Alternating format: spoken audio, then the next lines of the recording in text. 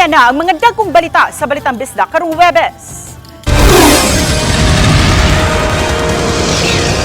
Sa Karkar, Hospital, Tanawa, suwason sa akong pamilya, giunsa na ninyo ha. Mabdos ug iyang gisabak patay human giingong gipasa-pasa og ospital. Gikatahong prostitusyon sa usa ka lugar sa Konsolasyon, gipa-monitor sa Cebu LGU. Pulis nga nag-amok sud sa buwangan sa Sugod, Cebu, gidakop. Ug pipila ka mga residente sa Mandawi nangindahay nga unta tutukan ang suliran sa pagbaha. Kini ang GMA Regional TV, Balitang Bisdak. Mayong hapon, ako si Cecil Kibod Castro. Usa ka police officer nga na-assign sa Talisay City Police gisikop dito sa lungsod sa Sugod. Human magmaoy sud sa sabungan ug nanukmag pa sa usa sa mga may responding police personnel sa Sugod. Ano ang report ni Fem Dumabo? Gitanggong karon kining usa ka pulis nga nagranggo og corporal sa Sugod Police Station. Mag-atubang siya og kasong kriminal ug administrative, human misud og buwangan, miinom gilim ng makahubog ug nagmaoy. Gingunang hagit siya og sinukmagay sa usa ka retired police ug dihang gisita kini sa mga niresponding kapulisan sa Sugod Police Station nanumbag kini sa usa sa mga pulis. Nahitabo ang insidente pasado alas 4 gahapon sa hapon sa Barangay Bawo, lungsod sa Sugod. Pag-respond sa ato ang kapulisan sa Sugod,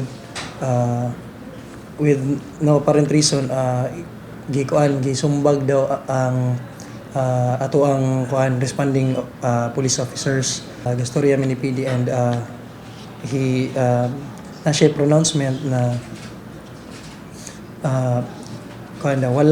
walang puwang ang pasaway na pulis sa CPPO. Iangkon sa hepe sa Talisay City Police, Lieutenant Colonel Mayla Maramag, nga nadistino sa Talisay City Police ang gitanggo nga korporal, isip usa sa mga foot patroller sa Barangay Tabunok.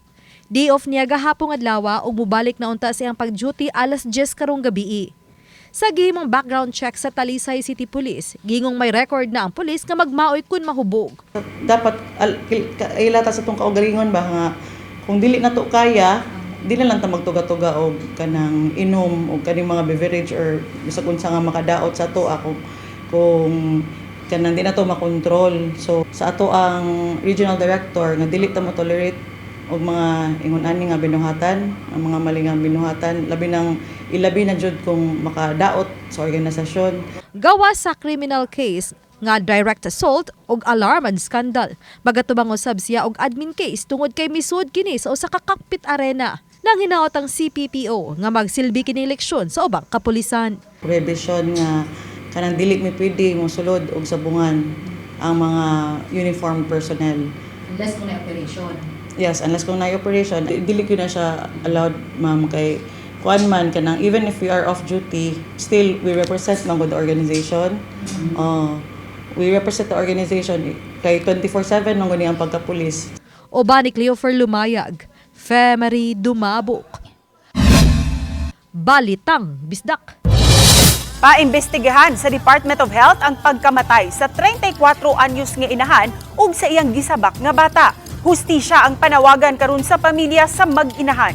Kiniugban pa ang sayranta sa report ni Alan Domingo.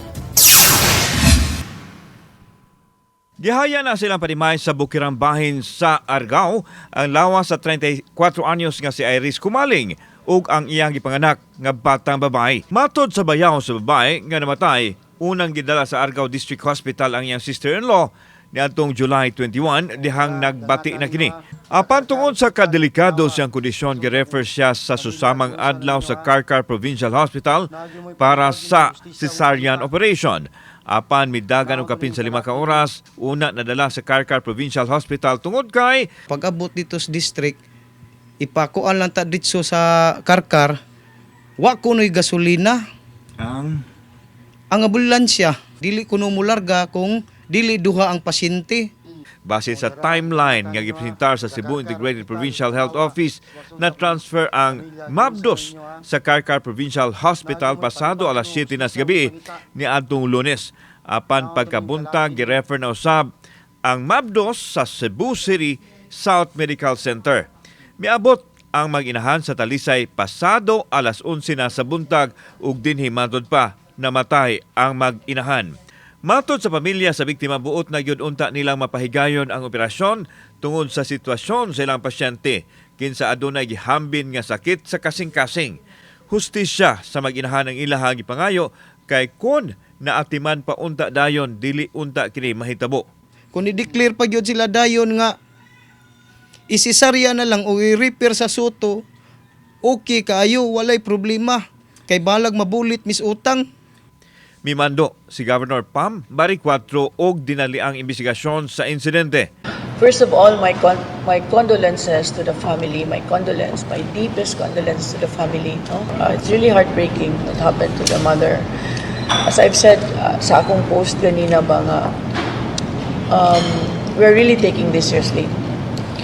Wa pamuluwat og pamahayag ang mga nalambigit nga mga hospital apan base sa inisyal nga investigasyon sa IPHO, nakita nila nga way kalapasan kuno ang hospital sa Argao ug sa Karkar City. Si Argao ug si Karkar Hospital did everything sa ilahang ability to serve gyud maayo sa kaniyang pasyente. Atol sa phone interview ni Dr. Joshua Brillantes, ang direktor sa DOH Region 7, mopahigayon sila og investigasyon sa nahitabo. There is a formal complaint. Then, siyempre, the office will act on it. Usa sa susihon kung nganong wa makapahigayon og cesarean operation sa mga naunang ospital kay ubos sa Republic Act 8344 gidili sa mga ospital ingon man sa medical clinic ang pagbalibad sa pagpahigayon og medical treatment atol sa emerhensiya ug seryosong kaso. Kauban si Clover Lumayag, ako si Alan Domingo. Balitang Bisdak. Nakitang patay ang managsuong mga retiradong maestra sud sa ilang panimay sa Bohol. Ano ang report ni Nico Sereno? Nakitaan ang patayng lawas sa managsuon nga nag-edad 78 ug 84 sulod sa ilang balay sa barangay Kabaknitan ni adtong Martes. Ang duha puros wala maminyo. Matud sa Batuan Police Station, nadawat nila ang report gikan sa opisyal sa barangay human magreklamo ang mga paryente sa duha nga wala na nila makita. Ug matud pa, dunay nangalisngaw gikan sa balay sa managsuon. Matud sa kapulisan, nakita ng lawas sa duha ana-ana sa advanced stage of decomposition. Katapusan nga nakit ang buhi ang magsuon ni atong July 14 atol sa aktibidad sa kapilya sa ilang barangay. Sa pagsusi, walay nakitang timailhan nga gisulod ang balay sa duha. Wala sa mahanaw ang 53,000 pesos cash ug mga butang sa magsuon. Tungod niini, gisalikway ang motibo sa pagpangawat. Base sa kondisyon sa lawas sa duha, gibanabana nga 4 o 5 kaadlaw na nga patay ang magsuon. We are waiting po sa feedback sa atuang regional forensic office kabahin sa atuang request para sa pag-autopsy. And then we are closely coordinating with our atong mga immediate relatives sa katong nahitabuan. And rest assured to the public, sir, that your Batuan PNP, we are looking all angles para ma-determine na kung unsa bagyod ang rason sa ilahang kamatayon. And then kanang buhaton nato ang tanan, sir, para kung galing man na nag-among-among nila, we can deliver justice ngadto sa mga namatay. Gilubong na ang magsuon kagabi sa Catholic Cemetery sa Batuan. Nico Sereno, Balitang Bisdak. Nadakpan sa Mandawi City Police ang usa ka 19 anyos nga batan-od nga nakuhaan og milyon-milyon nga kantidad sa drogas. Si Nico Sereno sa report. 850 grams sa gituuhang shabu ug mga paraphernalia. Gibanabanang mubalor kini ug moabot sa 5.7 million pesos. Kini ang nakuha sa kapulisan sa Mandawi sa buy-bust operation sa barangay Labugon kagabi. Arestado ang target, usa ka 19 anyos nga lalaki nga nadakpan na kaniadto dihang minor de edad pa kini. Start yun siya minor na ni siya and naka-play bar game, so mo na nakagawas and karon ni balik na pud sa mao nga bisyo. Sa impormasyon sa kapulisan, gibanabanang moabot sa 300 grams sa drogas kada semana ang pwedeng ma-dispose sa suspect. Giandam na karon ang kasong ipasaka batok sa dinakpan. Ang iyaha is pagkuan lang yun, kanang pag-distribute ng yun down. Ano siya yung mga downline sa kung iyahang pang tagakan sa mao na mga kuan. And makadispose ni siya o mao nga drogas 100 to 300 according to information sa surveillance nga gikandak sa iyaha. Uban ni Godfrey Relien, Nico Sereno, Balitang Bisdak. Kini ang GMA Regional TV, Balitang Bisdak.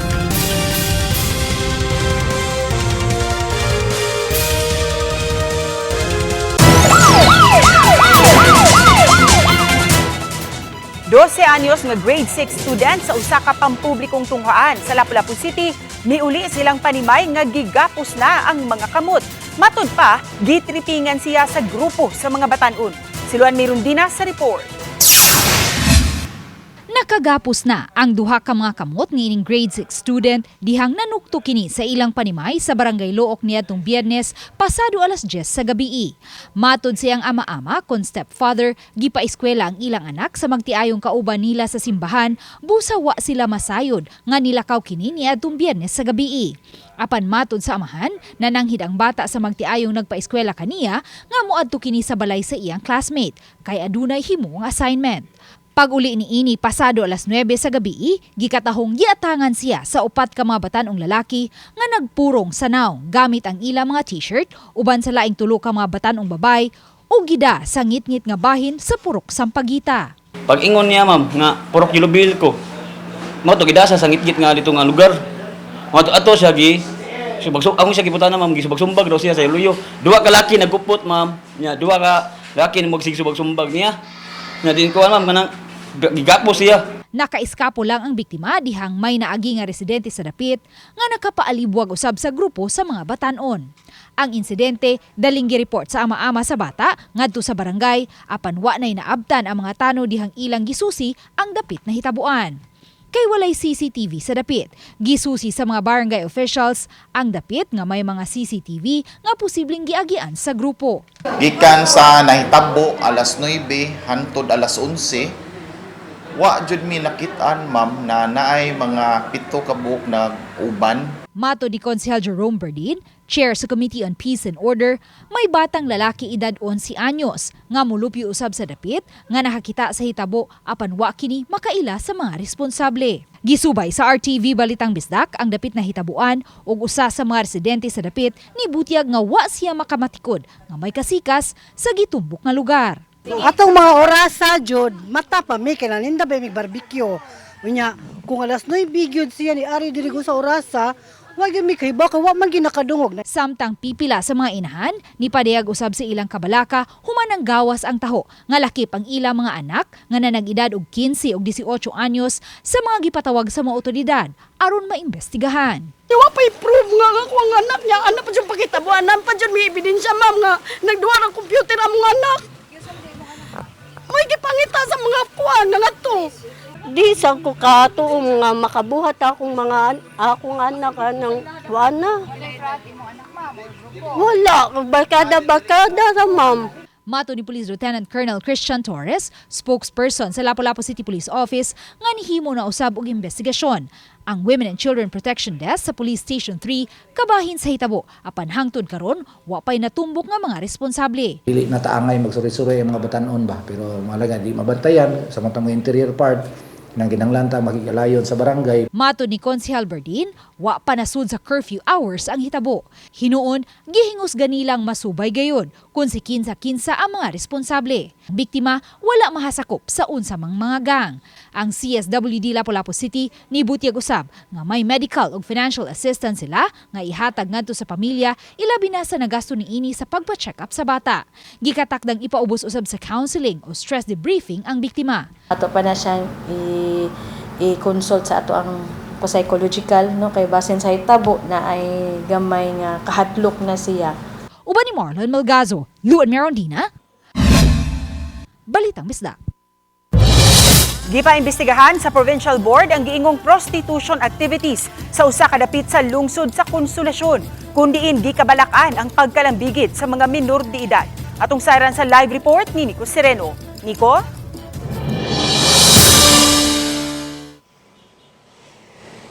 Yes, tungod kay doon ako ng mga minors nga nalambigit ning mga binuhaton mo ang gustong paimbestigahan kini paladman ang pakisusi sa Hunta Provincial. Sa sesyon sa Cebu Provincial Board, gipasar ang resolusyon ngadto sa kapulisan. Gisugyot ni Board Member Lawrence Lagon sa 6th District, susihon ang report sa giingong prostitution activities sa usa ka lugar sa poblasyon oriental sa lungsod sa Konsolasyon. Matud sa opisyal, daw sa yano ra kining gihimo ug may ubang higayon nga may nalambigit pa nga mga minor de edad. Ang maong lugar sa pagkakaroon bakanting luna nga dunay daghang kahoy haduol sa sentro gyud sa lungsod. Kun maadlawan, daghang tawo ang musuroy sa dapit sama sa mga nag-exercise o nagtambay o nagpalandong. Sa interview sa telepono, gipasabot sa hepe sa Konsolasyon Police ang mga laka nga ilang gihimo. Wala tayo any reported nga as to prostitution diri sa atong police station, and I've already coordinated sa ang WCPD. Wala tayo reported nga incident regarding anak. Apan gipasalig sa kapulisan, nag-imbestigar na sila sa maong report. Misaad sab sila sa hugot nga monitoring sa ilang mga personnel ug gani may mga na-assign na sila sa maong dapit. Natay existing diha nga fixed visibility point wherein natay patrol car nga designated gyud diha nga area sa ato ang market kay tapad ra sa merkado, sir. Ang iyang designated area mag-grooving 24 hours, sir. So dili na to makailang nga naay mga tao diha, sir, kay kanang lugar sa Kinganan nasa mga kan-anan diha, sir. CSG katakda nga makig-alayon ang kapulisan ngadto sa atong mga local officials alang sa paghatag sa feedback o pagpa-update sa ilang gihimong investigasyon kabahin ning mga issue diha sa mga dapit sa may barangay poblasyon. Ses? Dagang salamat, Nico Sereno. Miabot sa dulan 200 ka mga kliyente ang mipahimos sa license to possess firearm caravan nga gipahigayon sa dakbayan sa Talisay kagahapon ug karong adlaw. Gipahibaw ni Police Lieutenant Colonel Mayla Maramag ang hepe sa Talisay City Police nga sagad sa mga aplikante mga law enforcement agency nga nagpa-renew sa ilang lisensya, mga empleyado sa gobyerno ug gikan sa mga pribadong individual nga sagad mga barangay tanod sa dakbayan sa Talisay. Gipahigayon nila ang caravan subay sa hangyo sa kagamhanan sa dakbayan aron kahatagan ug kahigayunan ang mga talisaynod nga makahikay sa mga dokumento aron mamahimong legal ang ilang paghupot ug armas. Sa maong caravan, ma-avail nila ang Euro exam, drug test ug seminar nga rekisito sa paglukat sa lisensya. Samtang napaubos na sa training ug seminar isip refresher course sa ilang duties and responsibilities ang mga tanod.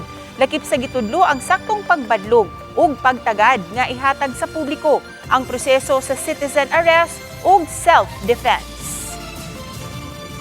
To promote responsible gun ownership here in Talisay City, atong mga barangay officials o kuan kaning mga tanod is they can acquire and possess kay sila ba in town ang kanang kuan kaning first. Kini ang GMA Regional TV Balitang Bisdak. Kini ang GMA Regional TV Balitang Bisdak.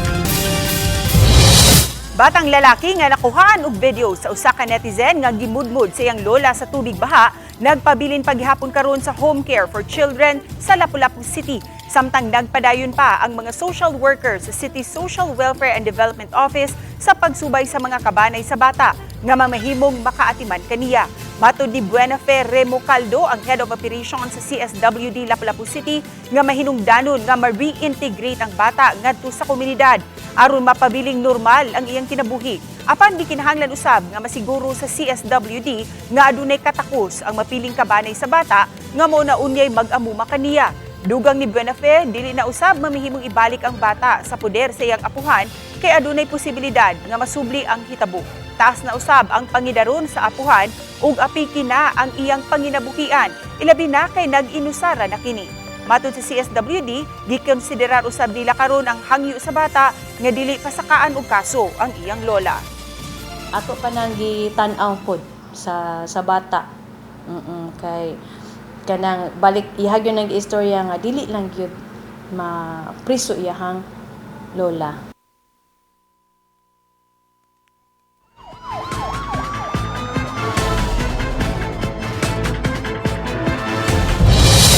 Patay ang usa ka 41 anyos nga babay humandong gaba sa iyang bana sud sa ilang panimay sa lungsod sa Sibunga. Ani ang report ni Fem Marie Dumabo. Kining nagkadugo nga lugar sa lawak sa Magtiayon, dinhi nahagba ang biktima. Patay na nga nadangat sa tambalanan ang 41 anyos nga babay. Kinsa bag-uhay lang na uli sa Pilipinas, human manarbaho isip domestic helper sa laing nasod. Nakaangkod og samad dinong gaban ng biktima sa wala niyang kilid sa iyang tiyan. Gitumbok nga suspect ang 47 anyos niyang bana kinsa nagdunggab usab sa iyang kaugalingon sa gawas sa ilang panimay, humandungga ba ang iyang asawa. Matud pa, selos ang motibo sa krimen. Sukad matud pa na uli ang biktima, kanunay lang kining lalison sa suspitsado sa pagtuo nga aduna kinilaing lalaki. Kining bana na ni say pagduda sa iyang asawa nga nakunoy lain. So muna nga gikandakan pa din investigation nato karon kung say laing nga motive ani nga kwan. So far ang statement sa mga victim anak sa biktima iyang papa nagsigi og duda sa iyang mama. Nagsugod kining ilang away sa argument nila early in the morning and muna na napunta na gid sa pagdunggab sa mga suspect. Nahitabo ang krimen pasado las 5 gahapon sa buntag. Matud sa kamanghuran nilang anak nga dito siya natulog sa panimay siyang apuhan nga silingan ra usab sa Magtiayon. Muna lang ang nakit-an sa 17 anyos nga anak ang nagkadugo nga amahan gawas sa ilang panimay ug gipangita dayon niya ang iyang inahan. Parehong gidala sa tambalanan ang duha apan namatay ang biktima samtang luwas na ang suspitsado. Gisuta pa kon ubos sa impluwensya sa illegal nga drugas ang suspitsado. During sa akong pagpangutan na sa ato ang investigator wala kini dili kini under the influence of alcohol and wala pa pud nato na validate if under siya sa influence ng drugs pod. So siguro further ato nang madig siguro. Kasong parricide ang giandam nga kaso batok sa suspitsado. Oba ni Cleofer Lumayag, Fe Marie Dumabok. Balitang Bisdak.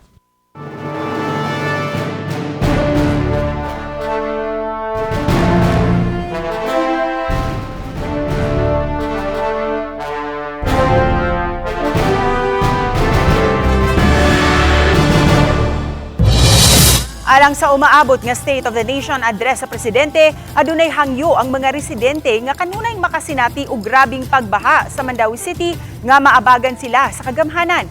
Ano ang report ni Nico Sereno? Pipila ka adlaw lang human nabahaan sila pagbalik, kininang itsura sa sitio Papaya ug Mangga sa barangay Ibabaw, Estancia.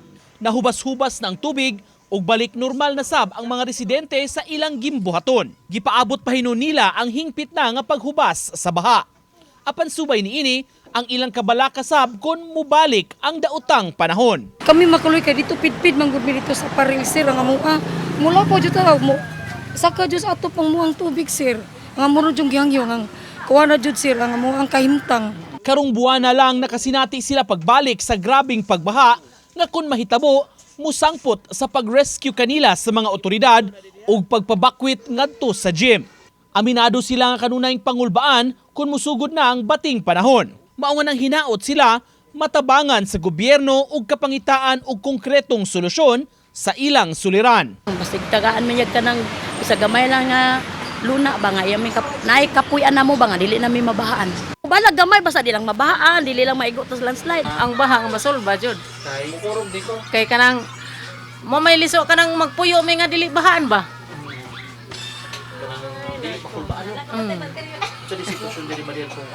Nada kay tubig oy mahadlok na. Usa sa gitumbok nga nakatampo sa baha ang nabara nga drainage system sa unahang bahin sa dapit tungod sa bag-ong karsada nga natukod. Uban ni Godfrey Relien, Nico Sereno, Balitang Bisdak. Paggamit ug pagpahimo og mga peking PWD ID sa Mandawi, pasilutan sa Mandawi City. Ano ang report ni Nico Sereno? Karong adlaw pormal nga gibuksan ang National Disability Rights Week sa Mandaue City, kundi gihanay ang mga aktibidad para sa sektor pagpalambo sa inclusive community. Nanaad ang syudad sa pagsuporta sa tanang sektor, walay mabiyaan ug mulambo tanan. Sa habig sa konseho sa Dakbayan, duha ka mga ordinansa ang napasar alang sa PWD sector. Sa miaging simana pasado sa first reading ang paghatag og parking privilege sa mga sakyanan sa PWDs, mupakita lang sa official PWD ID. Ubos niini, mahatagan sila og 3 ka oras nga libreng parking sa public ug private establishments sa Mandaue. Bisan dili taga Mandaue maka-avail niini basta naghupot sa saktong identification. Apan kun mulapas na sa 3 hours, muepekto na ang regulation sa establishmento. Samtang sa sesyon karong adlaw, gipapasar sab ang pagpahamtang og penalty sa mga mogamit og peke nga PWD IDs. Tag 5,000 pesos ang multa kung may mapamatud-an. Nabaniog kini kaniadto sa uban nga lugar nga dunay mopahimos aron makaklaim sa PWD privilege. Gipasalig na kaniadto sa Mandaue Persons with Disability Affairs Office o PDAW miimplementar og mga lakang aron masigurong malikay ang paggamit niini sa binuang. An ordinance declaring unlawful the use, possession, or fabrication of fake PWD IDs. Para kung no doon kayo makit ang nagamit og fake PWD IDs para maka-avail og benefits etc. Pwede na mapasakaan og kaso. Ana pahinuon sa first reading ang maong mga ordinansa ug ipatawag pa sa konseho ang mga stakeholders kabahin sa maong issue. Uban ni Godfrey Relien, Nico Sereno, Balitang Bisdak.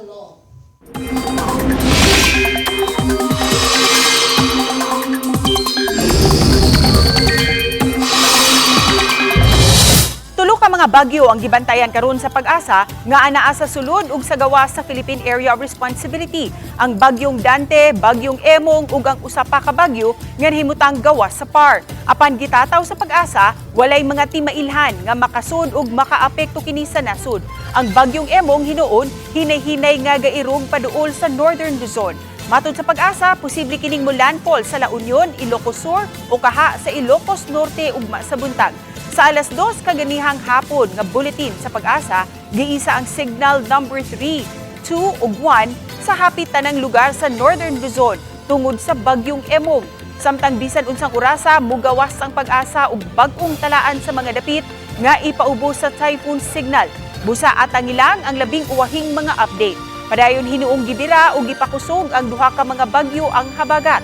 Subay sa kasayuran sa Metro Weather, nagkaminos ang kahigayunan nga uwanon ang Central ug Eastern Visayas. Apan kun uwanon man, mahitabo lang kini sa mubo nga higayon ug katag-katag usab.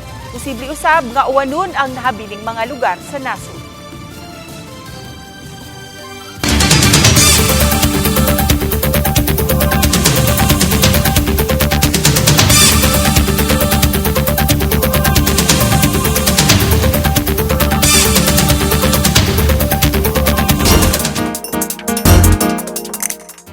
Sa buot mamahimong kabahin sa nagunang leading broadcast network ng GMA Network, anay mga bakanting trabaho alang kaninyo.